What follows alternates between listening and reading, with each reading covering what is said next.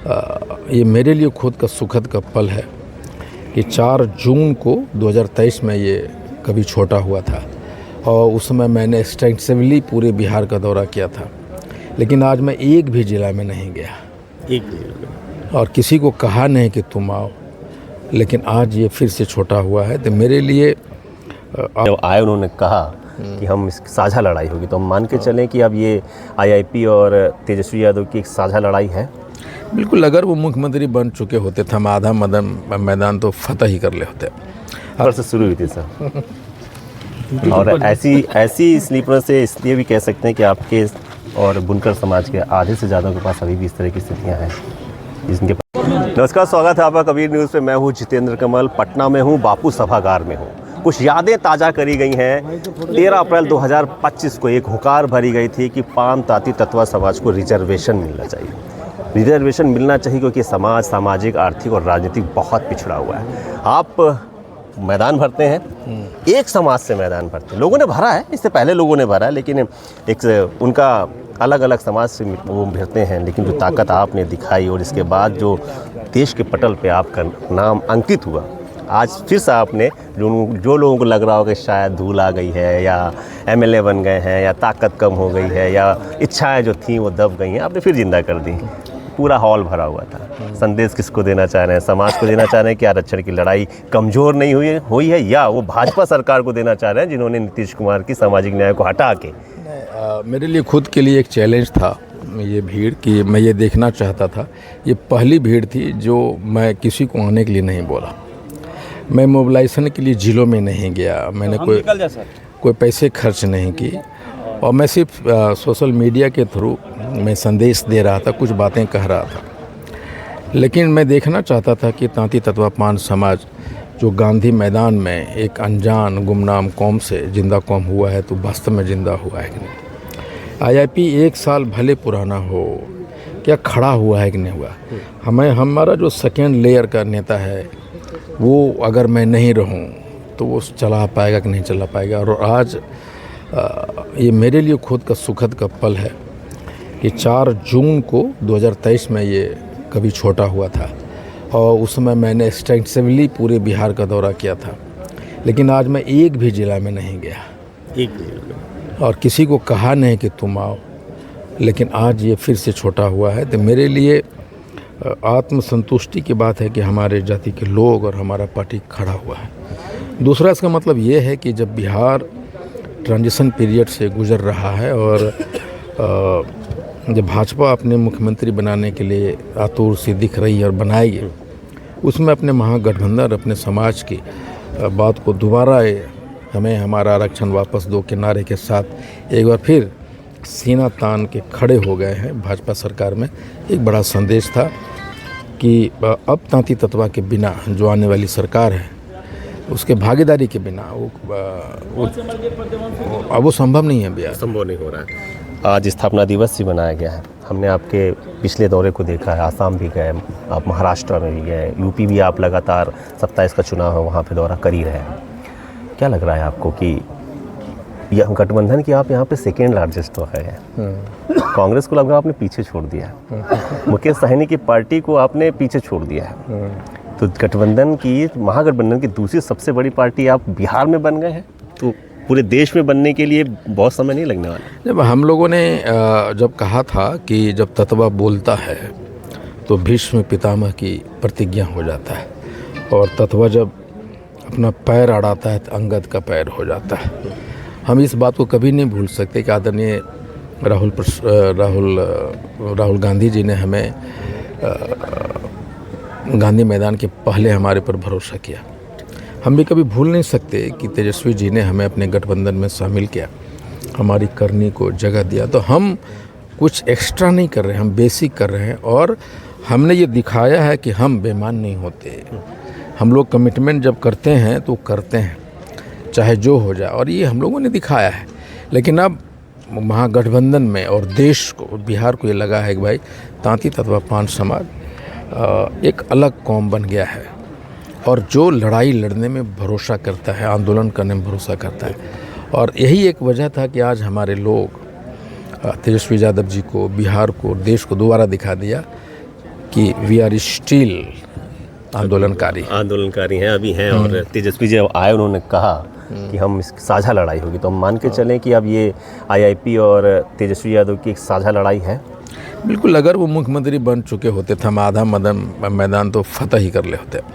अभी हमारी जो लड़ाई है, जब मैं आंदोलन कर रहा था तो मैदान में लड़ाई लड़ रहा था, और जब मैं मैदान से इस आंदोलन को एक राजनीतिक आंदोलन लेते हुए आईआईपी का विधायक बन के गए तो लड़ाई के तरीके बदल गए। वहाँ जाने के बाद पता चला कि लड़ाई का तरीका बदला है यहाँ, और वहाँ जो लोग हैं किस तरह से हमारे लोगों को ठगा था, और कौन कौन वो प्लेयर हैं, कौन कौन वो स्टेक होल्डर हैं जो हमारे आरक्षण को रोके हुए हैं। उसमें नेता है, उसमें ब्यूरोक्रेट्स है, उसमें डिसीजन मेकिंग वाले तांती तत्वा को टारगेट करके कानून बनाए गए, कानून को डाइल्यूट किए गए, स्पेशल डिसीजन लिए गए कैबिनेट में। इसका मतलब है कि कितना भय है उन लोगों के उस आंदोलन से, कितना भय है तांती तत्वा जाति से और एक आदमी से। आज यहाँ पान सम्मेलन हुआ, पान सम्मान सम्मेलन। आप पूरे देश में जा रहे हैं तो यहाँ ओबीसी में है, मान लीजिए कहीं पे एससी में है, बुनकर समाज खासकर, कहीं पे जनरल में भी है। आप यहाँ पान बन जाते हैं, यूपी में आते हैं तो आप वही कोरी हो जाते हैं, दिल्ली में चले जाते हैं, गुजरात में जाते हैं कोली हो जाते हैं। बहुत जल्द हम क्या देखने वाले हैं कि जैसे यहाँ पान सम्मान समारोह है, बुनकर सम्मान समारोह पूरे देश में होने वाला है। नहीं, बिल्कुल, जिस तरह से गांधी मैदान ने उत्तर प्रदेश के कोरियों को हमारे तरफ लाया, और जिस तरह से संगठन का निर्माण उत्तर प्रदेश में हुआ है, और झलकारी बाई के शहादत दिवस में 4 अप्रैल को झांसी में हमने जब सरकार को चैलेंज किया कि हम आपकी सरकार हटाएंगे और अपनी सरकार आएगी तो जो आपने इतिहास के पन्नों से झलकारी बाई को हटाया है दोबारा जोड़ना पड़ेगा आपको, हम उनका स्मारक बनाएंगे, आपको छुट्टियाँ मनाना पड़ेगा, और आपकी किताबों में जगह देनी होगी, और 10 एकड़ का पार्क। उसमें से 2 बातें तो सरकार सिर्फ एक हुंकार से मान लिया कि किताबों में पढ़ाने की घोषणा कर दी। तो ये एक बड़ी जीत हुई। ये असर है वो जो सुगबुगाहट आपने कोरियों ने जो संगठन का काम किया, और ये गांधी मैदान का जो तपीश आने वाली सरकार को दिख रही है, उसका असर था। तो ये पूरे देश में होने वाला है। 2 प्रश्न हो रहे हैं। एक तो आज आपने बहुत बड़ा काम किया है, मैंने उन लोगों से भी बात करी, वंशज हैं जो जितनी झलकारी बाई माता जी के वंशज हैं, तिरस्कृत किए गए थे, किसी भी पार्टी ने उत्तर प्रदेश में पूछा नहीं था। उन्होंने भी नहीं पूछा जो अपने आप को कहते हैं कि हम उत्तर प्रदेश की कोरी की पार्टी, हालांकि उसी जगह से आते हैं।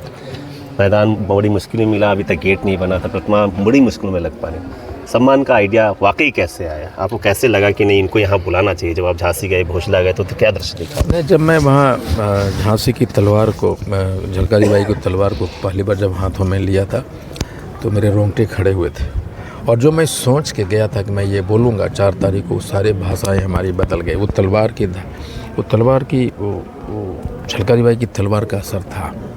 और जब मैं लौटा और 12 अप्रैल को था तो मेरे दिमाग में था कि हम वो हैं जो कभी 1857 में तलवार उठाई थी, हम वो हैं जो मुंबा देवी कोली हैं, उनके नाम पे मुंबई रखा गया, हम वो हैं जो कामाख्या मंदिर का निर्माण किया। हमारा एक इतिहास, हम उधम सिंह वाले, हम ताना सिंह, हम ब्रह्मा कुमारी के, हम कबीर के वंशज, और हम एक गुमनाम। और हमने क्या किया कि हम सिर्फ अपने ताकत से दूसरे लोगों, जिस जाति का इतिहास इतना गौरवपूर्ण, वो जाति नामर्द कैसे हो सकता है, वो जाति इतना पिछड़ा कैसे हो सकता है। और वही आज हमने झलकारी बाई वंशज को और उनको झांसी का तस्वीर देख, जो झांसी का तस्वीर और तलवार दिया वो राजपूत जाति के तनिषा चौहान जी, और जो मंगल सिंह जी को जो मुकुट और तलवार भेंट किया वो भी राजपूत जाति के हैं। और ये जो इतिहास हमें भुलाया है उसमें दोष हमारा है कि हमने अपनी बात को उठाया ना, हम अपनी ताकत से उनको ताकतवर करते रहे और उनके हाथ का खेल होता है। लेकिन आज जो हमने 12 अप्रैल को उस गरिमा को, उस झलकारी बाई के परिवार को जो सम्मान देने काम किया, इसलिए कि भाई दुनिया भी अब पहचान लो कि हम अपने लोग, अपने परिवार, अपने वीरता के साथ, वीरांगना के साथ खड़े हो गए और आपको मानना पड़ेगा। अंतिम प्रश्न, 1 साल पहले रिजर्वेशन की मांग से आपने आंदोलन शुरू किया, विधायक बने। अब जब पूरा देश बुनकर समाज, पूरे देश का बुनकर समाज की तरफ देख रहा है, पान से आप ऊपर उठ चुके हैं, बुनकर हो चुके हैं और आप आइकॉन हो चुके हैं समाज के। 2029 पे नज़र है कि आप अब विधायकी करके तो यहाँ की सेवा हो गई, थोड़ा सा PM भी बना जाए। नहीं देखिए, अब मेरा ये मानना, आप कोलियों से बात करें, आप कोरियों से बात करें, आप कालिता समाज से बात करें, पान समाज नाती तत्वा से बात कीजिए, यूपी में हमारा स्टेट हुआ करता था। बिल्कुल। हम हर जगह लड़ रहे हैं। जो कभी राजा था, जो कभी देने वाला था, आज मांगने वाला भिखारी हो गया। कालिता समाज के सारी ज़मीनें उनकी थी, कामाख्या पे कंट्रोल था उनका। आज वो आदिवासी की मांग के लिए लड़ रहे हैं। उनकी ज़मीन बेचने नहीं दे रहे हैं, चल रहा है, खरीद नहीं सकते। आज हमारी जो कोली हैं, जो मछुआरे का काम करते होते हैं, उनसे सारी घाटें छीन ली गई। हम हैं कहाँ? और हमने, भाजपा की सरकार ने हमारे जाति को अपना विंग बना के उसको वोट लेते रहे। हम एमएलए बने और हम मंत्री बने, लेकिन हम उसकी एजेंडा को लागू करते रहे। हमारी एजेंडा पीछे छूट गई। और जब तक कोई भी जाति, कोई भी कौम अपने अस्तित्व को नहीं पहचानती है, वो गुलाम होता है। और गांधी मैदान की तपिश ने हमें, उन लोगों को, जो भी हमारे जाति के लोग हैं, उसको ये बताया है कि एक गुमनाम जाति लड़ सकता है। कोली कोरियों को तो एक इतिहास है। आत्मविश्वास है। उनको लगा कि नहीं, हम भी लड़ सकते हैं, और उसी का परिणाम है कि आज हर कोई गांधी मैदान के उस गुप्ता खुला मैदान ही भरने के लिए देख रहे हैं। अनायास एक प्रश्न आ गया, जरा नीचे दिखाइएगा एक मिनट। लड़ाई ऐसे ही स्लीपर से शुरू हुई थी सर, और ऐसी स्लीपर से इसलिए भी कह सकते हैं कि आपके और बुनकर समाज के आधे से ज़्यादा के पास अभी भी इस तरह की स्थितियाँ हैं, जिनके परिवार के पास चप्पल नहीं नसीब होते। इसकी देनी पुरानी सरकारें हैं। क्या खास राज है? मैंने आपको इस पर पहले देखा, झांसी जब आए तब भी आप चप्पल में ही थे, यहाँ पे भी चप्पल। मैंने इंटरव्यू देखे हैं आपको, आप उसमें भी चप्पल में रहते हैं। कोई राजनीतिक है या आपका जनता से लगाओ, समाज से लगाओ? दो मायने हैं इसके। आप देखोगे कि मेरे विधायकी वाली कोई ताम झाम नहीं होता। मैं विधायकी दिखाता हूँ, विधानसभा में दिखाता हूँ, प्रोटोकॉल अफसरों के सामने। अब देखिए, गांधी जी ने अपने सूट बूट उतारे और आधे धोती में, एक धोती में पूरा शरीर। जब तक सूट बूट में थे, वो ताकतवर नहीं थे। जब ने लोगों की, आम आदमी की ड्रेस को जब उन्होंने अपनाया, आम आदमी जो साधारण होता है, अगर वो साधारण काम करने लग जाती है, सूट, ये बूट, ये चप्पल। दूसरा कारण ये है कि हमारे जो लोग हैं, मैं अगर उनके पास जाऊं सूट बूट, बॉडीगार्ड ये करके, तो वो डरेंगे, हमारे साथ आएंगे। हम ताकतवर हुए कि अपनी ताकत से उसको आत्मविश्वास दे सके, उसको ताकत दे सके। और ताकत हमेशा कभी भी पहनावे से नहीं होती, इसको कमजोरी मत समझिए। ताकत सोच से होती है। ये समर्पण है आपका, और आप इस तरह रह रहे हैं, आप अपने समाज के दर्द को समझ रहे हैं। शुक्र है हमसे बात करने के लिए, और एक समाज को अपने ताकत देने के लिए, और एक फिर एजेंडे के साथ चल रहे रिजर्वेशन। तो ये सरकारों के ऊपर निर्भर करता है, लेकिन उम्मीद है आप सफल होंगे। शुक्रिया बात करने के लिए। कल हम लोग